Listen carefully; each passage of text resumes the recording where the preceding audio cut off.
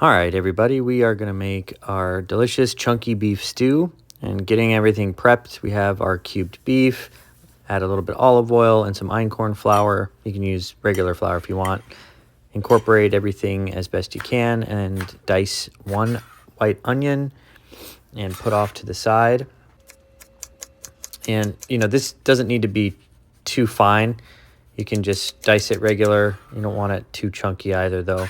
I typically like to keep the celery and the carrots rather chunky, but dice the onion and then mincing the garlic, as you'll see here in this step.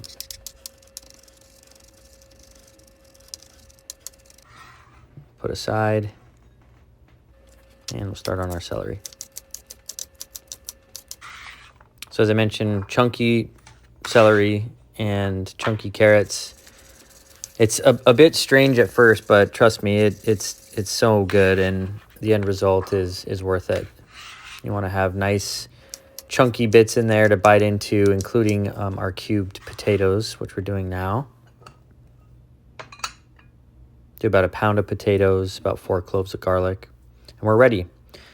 So I'm going to go in with a neutral oil. This is grapeseed oil.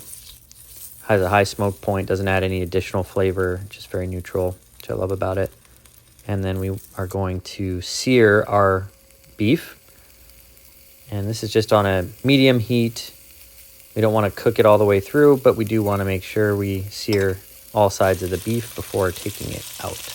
And we'll also get a delicious fond, which is the bits that remain on the bottom of the pan when you take the beef out. And fond is such a great way to build flavor in a dish like this.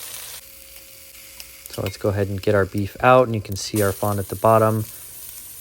I'm going to go in with our onion and add a little salt for seasoning. And within just a few seconds, you'll start to see that fond come up as the onion deglazes the pan.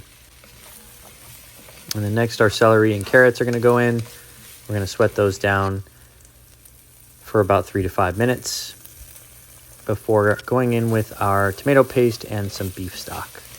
I'll stir this up well until everything's incorporated. And then we're going to go in with our red wine. You can use a lot of different red wines here.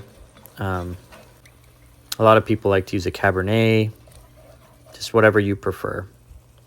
But I usually go in with about half a cup of red wine and reduce that down, make sure the alcohol burns off. Put in a little bit of the juices from the beef and then the beef stock next. So for the beef stock, we're going to be doing a total of 4 cups. And you can put it all in at once, or I put in about 2 at first and then put the beef in, and then the additional 2 to just gauge. I want to make sure I don't add too much or too little. Stir everything up, mix everything around, add some rosemary and 2 bay leaves, and let that simmer for about 45 minutes to an hour. And after that, we're going to add some thinly sliced carrots and about 2 cups of our potatoes and let that go for another 45 minutes to an hour until everything is delicious and cooked through. You can go longer than that. I actually went a total of about an hour and 15 minutes after, and it makes the beef a lot more tender. Obviously, the longer you go, and then the flavors, everything just mixing in together is absolutely delicious. So you just saw me put in a slurry of cornstarch with cold water. Not very much, but it really adds a little bit of thickness to the final product. And it is ready to eat, and it's just an absolute favorite. If you're sick, if it's a cold night, if you're just craving something hearty, this is one of the best meals that you can make. And I highly, highly recommend it. Heart healthy and filling, and is just something that can feed the whole family, or something that you can eat for several days. So thanks for watching. I hope you enjoyed the video. We'll see you next time. Bye.